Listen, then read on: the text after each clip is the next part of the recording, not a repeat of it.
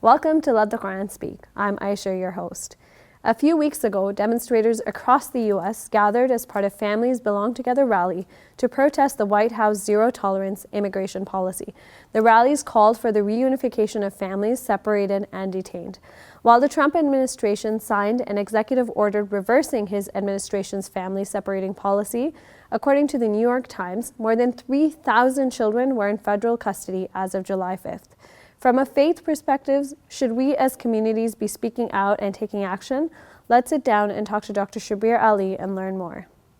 Welcome to the show, Dr. Shabir. Pleasure to be on. So we're talking about families, bringing families together and sort of the situation that's happening in the U.S. right now about migrants that are being separated from their children. And I know when we had talked about this a few weeks ago, we said not sure if this issue is still going to be pertinent, and unfortunately it still is. So, there's a lot in the media. We're now seeing videos of kids being reunited with their families. You've seen pictures or videos of detention centers where kids are there. So just your initial thoughts on sort of the entire, just watching it unfold. Well, definitely something that's troubling to all of us, and with a Muslim religious sensitivity, I feel quite appalled by what is happening there. We know from a hadith, it is mentioned that one of the companions of the Prophet, peace be upon him, had taken a birdling from a nest. Mm-hmm. And when the mother bird came back and found the birdling was missing, the mother bird was, squawking, complaining about this loss. And the Prophet, peace be upon him, asked, who took the birdling from this mother? And he insisted that the birdling be returned to the mother. Now, this is in the animal world, in the bird kingdom, and this is the level of concern that our religion teaches us about the sensitivity of people and even of the birds. Mm-hmm. Bird mother needs her birdling. And there is another narrative which says that after a certain battle, a mother was frantically looking for her baby, and when she found that baby, eventually she gathered the baby close to her chest and began to nurse the baby. And the Prophet, peace be upon him, asked his companions, do you think that this woman could bear to throw her baby in a fire? And they said no. And he said, well, neither would God bear to put people in the hellfire, because this is God's. God is more merciful to people. I think this is the saying, actually, because, and my conclusion is that God would look for every way to not put people in the fire. But the conclusion mentioned by the Prophet, peace be upon him, is that God is more merciful to people than this woman is to her baby. So the bond between mother and child is very sacred in the Islamic tradition, to the extent that the word for womb in Arabic is rahim, which is based on the same root from which we get rahmah, which means mercy. And that's from that same root we have two names for God, Rahman and Rahim. Rahman meaning the most merciful, and Rahim, which means merciful again, but when applied to God, it has this kind of intense sense behind it, because God is the best of everything, and ultimately, if there's something good, God has it ultimately, and to an absolute degree. So when we think of this kind of merciful bond of mercy and love and care between parents and children, and especially between mother and child, naturally we are horrified by these images of children screaming, crying, and wailing for their parents. So you've obviously pointed out a very ethical issue, but what would you say to the other flip side of the argument, where people might be saying, well, you know what, if you come in illegally to our country, then there should be consequences, and these are the consequences as severe as they may be? Well, the consequences do not need to be severe. A rich country like the United States of America can absorb some immigrants, especially asylum seekers.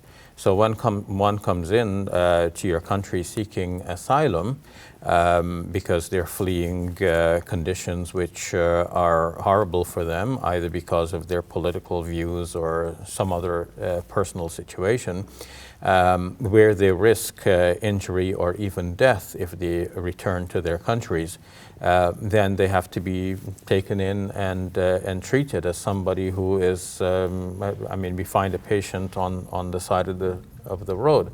Somebody is injured, we have to take them in and care for them. It will be inconvenient for us. We may have to go out of our way for that reason, but it's something we have to do. Recently, it is reported that the President of the United States tweeted that it's the same as saying to somebody, "Get off my lawn."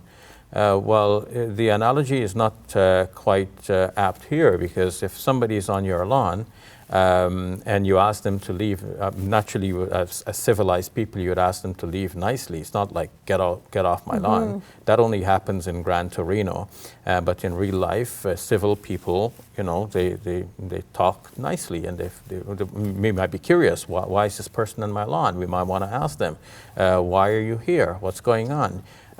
You know, this is our lawn. Yes, true. You establish your borders, you establish the right to your property, but at the same time, you're humane about it. And then if the people won't leave, you're not going to drive them out, you know, by spading them off your lawn. You're going to call the authorities, let it be handled by police. And then, you know, if somebody says, well, I have a right to be here, well, then it can actually become a matter to be dealt with in a court of law. You don't use force, and you don't use inhumane methods of claiming and establishing your right. Now that's, of course, at an individual level. At the level of a country, countries are able to absorb more than the individual can absorb. And this is the basis of much law in our civilized countries. For example, in employment law, we recognize that an institution can absorb more loss than the individual can absorb. And this is why there are employment standards to protect the rights of the individuals against the giant corporations. So because the corporation can suffer a loss and make a payout to the individual and still continue thriving, but the individual cannot absorb the loss. It could be devastating for the individual and for a single family. In the case of these individuals fleeing other nations, we have to investigate. Are they true asylum seekers, in which case they deserve asylum status, and all of the protections that are guaranteed for such seekers of asylum by international law and international standards. And of course, if they are not legitimate, then after a process of due inquiry, they will be sent back to their countries. But to separate them from the start in this cruel, it's what Laura Bush referred to as cruel and immoral. To do this is not only cruel and immoral, but it is also inhumane, and it rubs against our religious sensitivities. So just speaking on that point, Imam Omar Suleiman, who's pretty active on this issue in the U.S., he actually talked about and said that we need to humanize these children, and these are our children. So from an Islamic perspective, sort of, can you put that into context for us? Yes, I'm so glad that we have scholars like Omar Suleiman who are speaking out for social justice. And of course, he walked the talk. It's in the news that he went up to a bus carrying children, and he saw little hands, you know, pasted on the window from the inside. And he, being 6'5", a towering figure, was able to reach up from the crowd and place his hand against the window, making some contact with these children and blowing kisses to them one by one as the bus was passing by. Yes, we need to humanize these children. Of course, he did that by visiting some of these detention facilities to see the children firsthand. We need to visit these places, and we can't give mixed messages as happened with the coat that the First Lady was wearing, saying, I don't really care, do you, before and after any such visit. It's hard to interpret what is meant by the message on that coat, because her visit to the facility shows her intention to humanize the children, to see the actual persons on the ground, and yet the jacket gives a different message, and hence the counter message from the movement, which is largely peopled by women, saying, we do care, do you? Or something of that nature. So yes, we need to care, we need to humanize these children. They are little children, many of them, about 100 children under the age of 5, for them to be separated from their family. And now we're still in a situation where a large number of children remain separated from their families, and there's no easy way now of reuniting them with their families. So even if their parents have done something wrong by crossing the border illegally, they have done nothing wrong, and they do not deserve this sort of treatment, but rather they deserve the kind of humanitarian treatment that we would offer any child. And we should see the children not as some foreign child, but children like our very own. And we wouldn't want to have some situation unfolding in our lives that would put our children at such danger. Why is it important in sort of these kinds of situations? We've seen individual leaders and some faith groups come together, but why is it, I would argue, even more important in times like these for faith groups to come together? It's very important because faith groups can have a lot of influence in modern society.